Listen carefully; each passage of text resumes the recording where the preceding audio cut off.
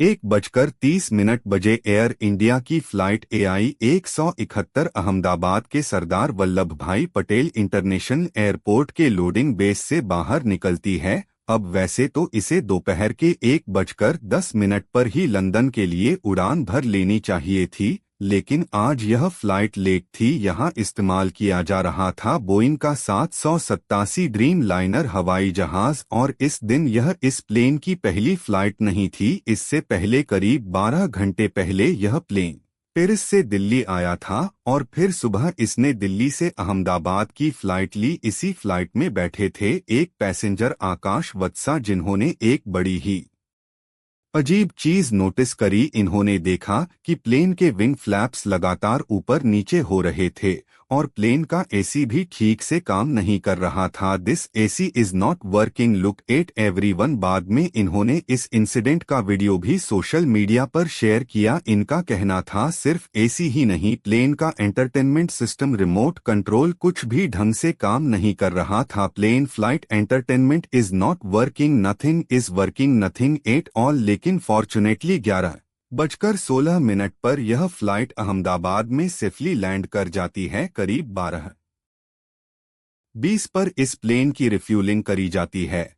और exactly 42 minutes का समय लगता है इस प्लेन में फ्यूल भरने में, जो कि यूजुअल से थोड़ा सा ज्यादा है। आमतौर पर 30 से 35 मिनट का समय लगना चाहिए। एक DGCA के ऑफिशियल बाद में इंडियन एक्सप्रेस को बताते हैं कि यह कोई आउट ऑफ ऑर्डिनरी चीज नहीं थी, थोड़ा सा ज्यादा समय लग सकता है फ्यूल भरने में एक ऐसी मैक्स पेलोड फ्लाइट के लिए। लेकिन जब फ्यूल भर रहा था, पैसेंजर्स प्लेन में चढ़ रहे थे। एग्जैक्टली 242 लोग इस प्लेन में चढ़ते हैं, 230 पैसेंजर्स, 10 क्रू मेंबर्स और 2 पायलट्स प्लेन की कमांड संभाले हुए थे। कैप्टन सुमित सबरवाल, जिनके पास 8,200 आवर्स का फ्लाइंग एक्सपीरियंस था। इनके साथ थे को पायलट क्लाइव कुंदर, जिनके पास 10,100 घंटे का फ्लाइंग एक्सपीरियंस था। दोपहर के 1:31 पर यह प्लेन एक्टिव रनवे की तरफ जाना शुरू करता है। 1:34 पर अहमदाबाद के एयर ट्रैफिक सर्विसेज से इसे टेक ऑफ की परमिशन मिल जाती है और ठीक 1:38 पर इसके सारे प्री चेक फ्लाइट चेकअप्स पूरे हो जाते हैं। टेक ऑफ करने से ठीक पहले किसी भी तरह की कोई वार्निंग नहीं थी। रनवे चेंज, थ्रस्ट मॉडिफिकेशन और फ्लैप एडजस्टमेंट की कोई भी रिक्वेस्ट नहीं आई थी। वेदर भी ठीक था और विजिबिलिटी भी अच्छी, टेम्परेचर थोड़ा ज्यादा था लेकिन ऑपरेशनल लिमिट के अंदर था। यह प्लेन रनवे नंबर 23 पर जाकर अपनी पोजीशन ले लेता है। 1:48 और 44 पर यह प्लेन रनवे नंबर 23 से टेक ऑफ कर जाता है। अगर आप इस इंटरनेशनल एयरपोर्ट को सैटेलाइट इमेजरी से देखेंगे तो आपको दिखेगा कि इसमें एक ही रनवे है और चारों तरफ यह एयरपोर्ट घिरा हुआ है रेजिडेंशियल एरियाज से। इन्हीं आसपास के घरों में रह रहा था एक 17 साल का लड़का आर्यन, जो उस समय पर अपने दोस्तों को दिखाना चाहता था कि एक प्लेन कैसे उड़ता है, तो वो अपना फोन निकालकर वीडियो फिल्म करने लगता है। इसके द्वारा लिए गए वीडियो में देखने को मिलता है कि कैसे प्लेन का लैंडिंग गियर ऊपर नहीं आया है।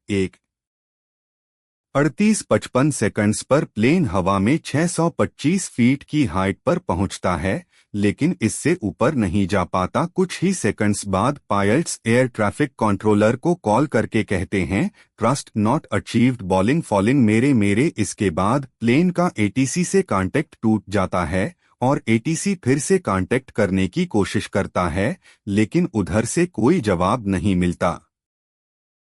1:39 पर प्लेन नीचे गिरने लगता है और सिर्फ 34 सेकंड्स, टेक ऑफ करने के सिर्फ 34 सेकंड्स बाद यह प्लेन एयरपोर्ट से लगभग 1.5 किमी दूर रेजिडेंशियल एरिया मेघनानी नगर में BJ मेडिकल कॉलेज के एक हॉस्टल में जाकर क्रैश कर जाता है और इस हॉस्टल में आग लग जाती है। संगीत हॉस्टल में इस वक्त लंच ब्रेक चल रहा था और लगभग 35 स्टूडेंट्स कैंटीन में जमा थे। एकदम से प्लेन आकर कैंटीन से टकरा गया। किसी स्टूडेंट को समझ नहीं आया कि यह क्या हुआ है। अपनी जान बचाने के लिए स्टूडेंट्स खिड़कियों से कूदने लगे। कोई सेकंड फ्लोर से कूदा तो कोई थर्ड फ्लोर से। वहां पास रहने वाले लोगों ने बताया कि जब प्लेन मेडिकल कॉलेज के हॉस्टल से जाकर टकराया तब एक बहुत ही तेज आवाज सुनाई दी और उन्हें लगा कि जैसे कोई भूकंप आ गया हो। जब उन्होंने बाहर आकर देखा तो चारों तरफ सिर्फ धुआं था और जमीन पर मलबा पड़ा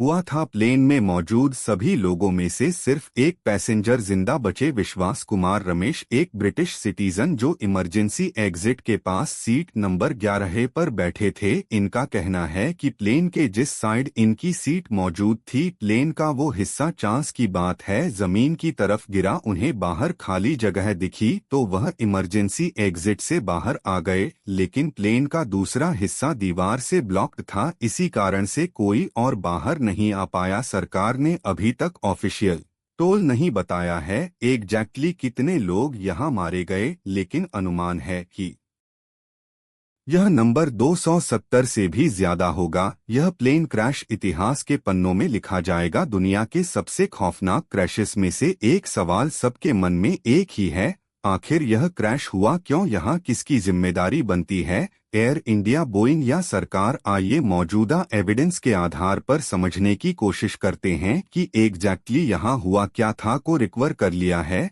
जिसमें कॉकपिट में होने वाली बातचीत और साउंड्स को रिकॉर्ड किया जाता है। इसके साथ ही फ्लाइट डाटा रिकॉर्डर भी रिकवर किया जा चुका है, जिसमें ऑल्टीट्यूड, स्पीड और इंजन परफॉर्मेंस जैसी एक्टिविटीज का डाटा रिकॉर्ड होता है। इन दोनों को मिलाकर प्लेन का ब्लैक बॉक्स बनता है, जो एयर क्रैशेस को समझने में बहुत मदद करता है। इस क्रैश की इंक्वायरी इंडिया का एयरक्राफ्ट एक्सीडेंट इन्वेस्टिगेशन ब्यूरो कर रहा है, जिसमें यूके और यूएस की टीम्स मदद कर रही हैं।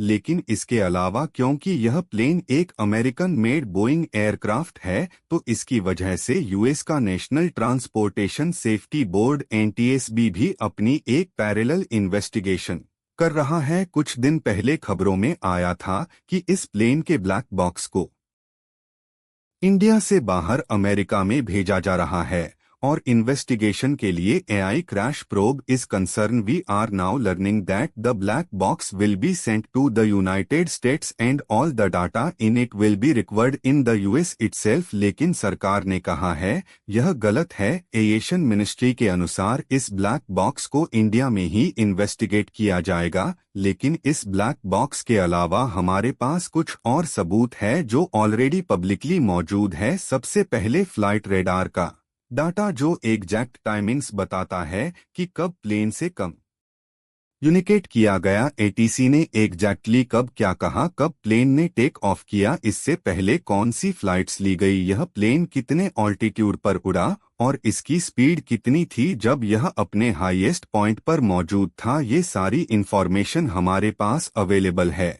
और इसके अलावा मौजूद हैं 2 वीडियोस, 2 बड़े महत्वपूर्ण वीडियोस। एक वीडियो जो उस समय 17 साल का आर्यन आरी अपनी छत से बना रहा था, जो अपने गांव से पहली बार अहमदाबाद घूमने आया था और अपने दोस्तों को प्लेन के वीडियोस दिखाना चाहता था, तो मतलब नजदीक से करीब से गुजर रहा था, तो उसने वीडियो बना लिया कि जाऊंगा अपना गांव देहात में दिखाऊंगा, दोस्त या फ्रेंड को अपना करेंगे कि इतना नजदीकी से प्लेन उठता है यहाँ पे। और दूसरा जरूरी वीडियो हमारे पास आता है एयरपोर्ट पर लगे हुए CCTV से। इस दूसरे वीडियो में प्लेन के टेक ऑफ से लेकर क्रैश तक सब कुछ देखा जा सकता है, लेकिन क्वालिटी इतनी ज्यादा नहीं। लेकिन पहला वीडियो जो रिलेटिवली हाई क्वालिटी का है, उसमें हमें देखने को मिलता है कि प्लेन के क्रैश होने से पहले प्लेन के लैंडिंग गेट्स बाहर निकले हुए थे। यह चीज नॉर्मल नहीं है। एरोप्लेन के टेक ऑफ होने के तुरंत बाद पायलट्स जो सबसे पहला काम करते हैं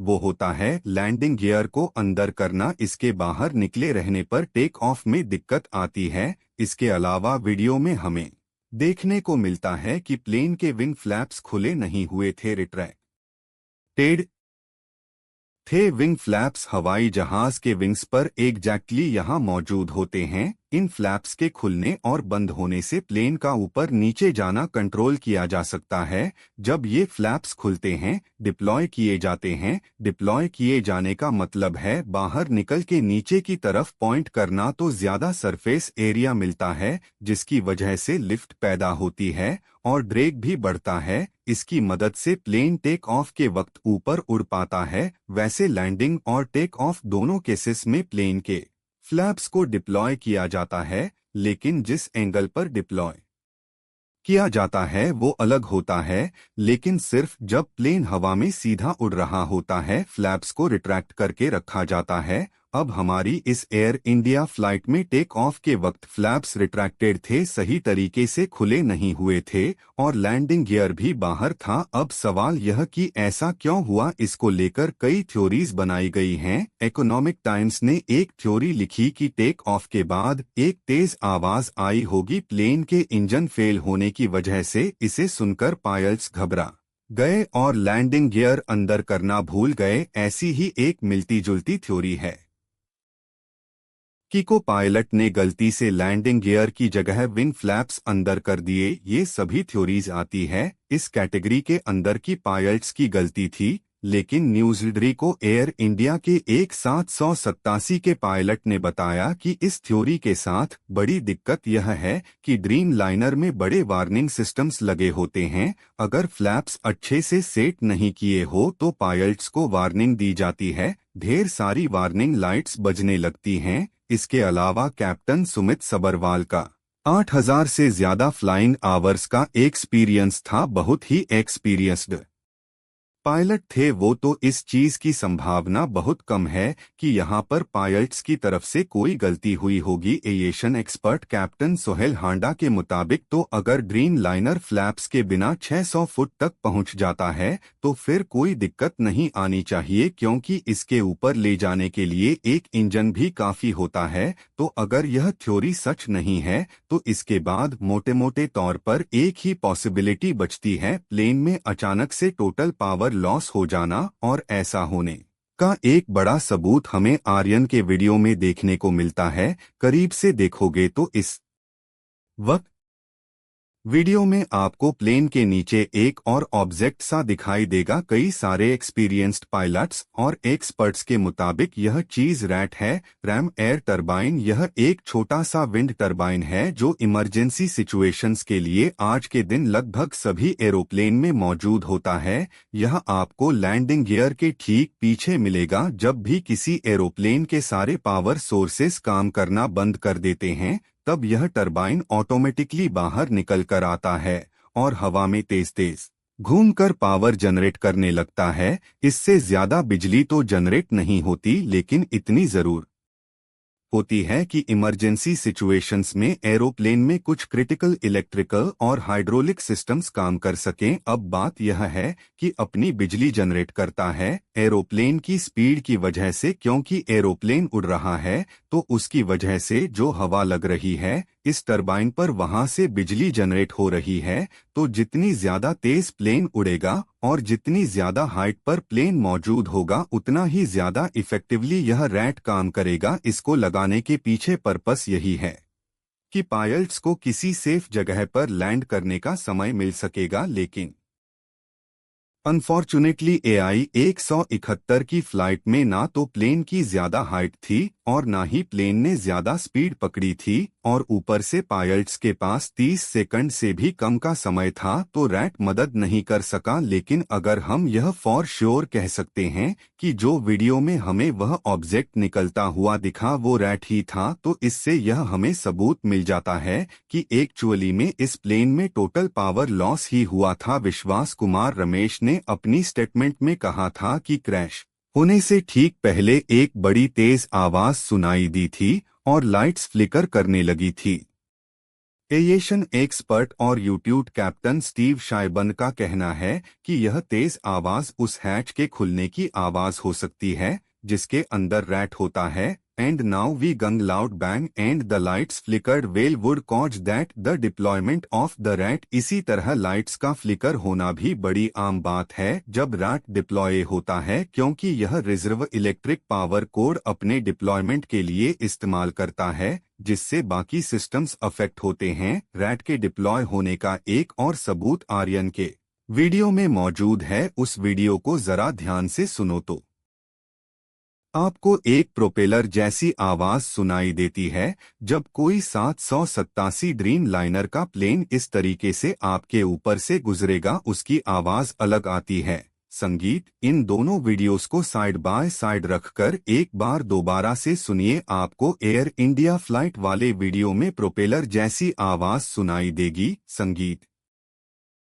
इससे यह बात लगभग क्लियर हो जाती है कि रैट एक्चुअली में डिप्लॉय हुआ था। लेकिन फिर अगला सवाल उठता है कि रैट डिप्लॉय क्यों हुआ था। मोटे मोटे तौर पर 3 इमरजेंसी सिचुएशंस हैं जो कारण बन सकती हैं रैट के डिप्लॉयमेंट के पीछे। पहला, जब प्लेन में टोटल इलेक्ट्रिकल फेलियर हो जाए, दूसरा प्लेन में हाइड्रोलिक फेलियर हो जाए, या फिर तीसरा प्लेन के दोनों इंजन्स फेल हो जाए और प्लेन में कोई पावर सोर्स ही ना रहे। दोनों इंजन्स फेल होने को ड्यूल इंजन फेलियर कहा जाता है, जो एक्चुअली में बहुत ही रेयर चीज है। ये इतना रेयर है कि पिछले 70 साल में ड्यूल इंजन फेलियर के केवल 7 मामले सामने आए हैं। लेकिन हमारे केस में 1-2 ऐसी चीजें हैं जो इशारा करती हैं कि एयर इंडिया की इस फ्लाइट में शायद यही हुआ था। पहली, प्लेन के क्रैश होने से पहले पायलट ने एयर ट्रैफिक कंट्रोल को की गई मेडे कॉल में कहा था कि थ्रस्ट नहीं मिल रहा, थ्रस्ट नॉट अचीवडिंग। मेरे जब प्लेन उड़ता है तो उसके इंजन से जो तेज हवा पीछे की तरफ निकलती है वो उसे आगे की तरफ जोर से धक्का देती है और इसी धक्के को थ्रस्ट कहा जाता है। थ्रस्ट ना मिलना दिखाता है कि प्लेन्स के इंजन में कुछ गड़बड़ थी। और दूसरी, इसके अलावा लैंडिंग गियर का अंदर ना होना भी ड्यूल इंजन फेलियर का सबूत हो सकता है, क्योंकि इतनी पावर ही नहीं थी कि लैंडिंग गियर को अंदर किया जा सके। अब अगला सवाल यह उठता है कि अगर इस प्लेन में ड्यूल इंजन फेलियर हुआ तो वो क्यों हुआ। इसके पीछे 3 अलग अलग थ्योरीज हैं दोस्तों। पहली और सबसे पॉपुलर थ्योरी है फ्यूल कंटामिनेशन। नेशनल एयर दोस्तों लाइक सब्सक्राइब करना ना भूलें।